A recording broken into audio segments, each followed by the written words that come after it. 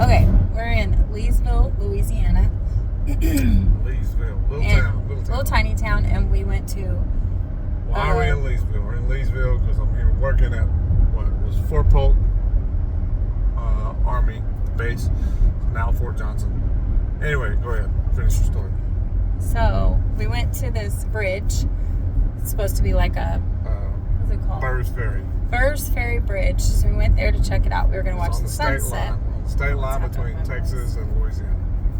State line between Texas and Louisiana. It's a cool bridge, but we were going to wait for the sun to set, but it was a little bit till then. So we left there, and there's a little veteran memorial park, a little tiny one there right beside the bridge. So Randall gets out, is reading about it, and there's this little blip about a cemetery that's close by called Plunkaway Cemetery. I said, well, it's like 4 minutes, so let's go. We're right here. Because he likes to do the historical thing and look at all these cemeteries where, like, military people, historical stuff, you know, all that good stuff. So we go to Plunkaway Cemetery. That's at a dead-end road in backwoods Louisiana. And I'll let him tell you what happened from there. Yeah, so Plunkaway Cemetery was named. It got its name. The legend is, according to this sign at this separate park that we went to first, it was a Confederate memorial park. Anyway, it was where they had built breastworks on the Louisiana side of the Sabine River, and on the Texas side to prepare for invasion by the federal troops that had come down into Louisiana, and they were afraid they were going to cross over at Burrs Ferry into Texas, so they built breastworks. Anyway, we saw this sign. The sign talked about this Plunkaway Cemetery. Plunkaway Cemetery earned its name because there was a lot of thievery and outlaw stuff going on at this river crossing, because these cattlemen would come across the river and they would sell beef from Texas over into Louisiana. This went on even before Texas was a state.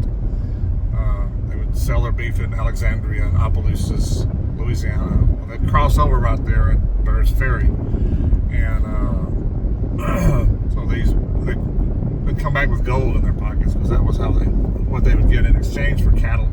They get gold.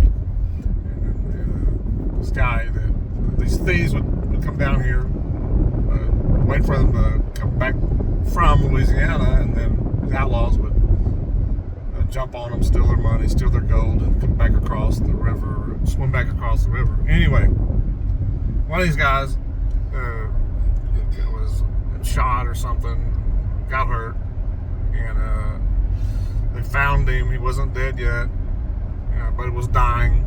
And they said, "Where do you want to be buried?" And he said, He said, "Just plunk me away over there." And he pointed supposedly where this cemetery was, so they called it Plunkaway. That's how it earned its name. So anyway, so we're at the cemetery. We decided we got to go visit this cemetery. A lot of old markers and stuff. It's 4 minutes from where the bridge is at. We go down to the cemetery. We're looking at all these old headstones. A lot of kids, parents that like 1850s, 1860s lost 4 kids in the same year. There was a lot of old sad stories, so we were checking all that out. And so it's not a big cemetery, so it takes maybe 45 minutes to walk through it and look at all the headstones. One of the headstones, one of the very last ones we looked at, was some lady born in 1914 and lived to be 70-something years old. And she had, I was looking at all the little emblems that they put at the top of the headstones, the Christian cross and praying hands and fingers that are pointing up and hands shaking, all kinds of cool stuff. She had a pentagram on her headstone, the only one in the cemetery. It's like, man, a 70-something-year-old woman died, live her life and decide I'm going to be a witch or a Satanist, and then had to specifically request it. I want a pentagram on my headstone. So, and we were talking about it, looking at it, and trying to theorize as to what kind of life, what her beliefs were. And all of a sudden, this big old bug comes out of nowhere. I'm trying to take a picture of this headstone as we're talking about it. Which you did not get. Did not get. This bug flies out of nowhere, and I'm telling you, it's about the size of a hummingbird. And it sounds like a big old hummingbird. Like, it's flying around like, God dang, Christy. It was after Christy. She has a bright green shirt on. I go, it's like your shirt. You're standing in the sunlight. You got to get out of the sunlight to see your sun. Sees your bright green shirt and it's coming after you like you're a flower. And so she started running to get away. And then I'm watching her run. And then he chases her out of the cemetery. And it turns around and flies at me. He's like, now you get the F out of here. I'm like, damn, that's bug. And it would not stop till you got out of that cemetery. And I'm like, Yeah, it left us alone as soon as we were outside of the yeah, gate. how coincidental is that? You're standing in front of the witch's fucking headstone, and here comes this bug.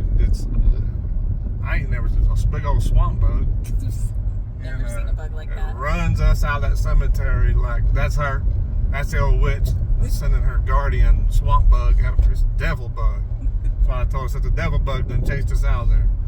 So that was what just happened. And we didn't even get a picture. A witch ran us out of that cemetery right here in October. It's gotta be, can't be coincidence. And another fun fact, at the very end of the street, there's trees. A whole bunch of trees. There's one dead tree. Marks the end, the At road. the very end of the road you turn on to go to the cemetery. Yeah. All the trees around it, all green and alive. Plunkaway Road. We'll put a Plunkaway picture. Road. You can Creepy. see some of the headstones we did get a picture of. We And did not they, get hers though. No. She chased us away. She decided, you boys and girls need to get out of here. Anyhow, pictures to come. Yeah.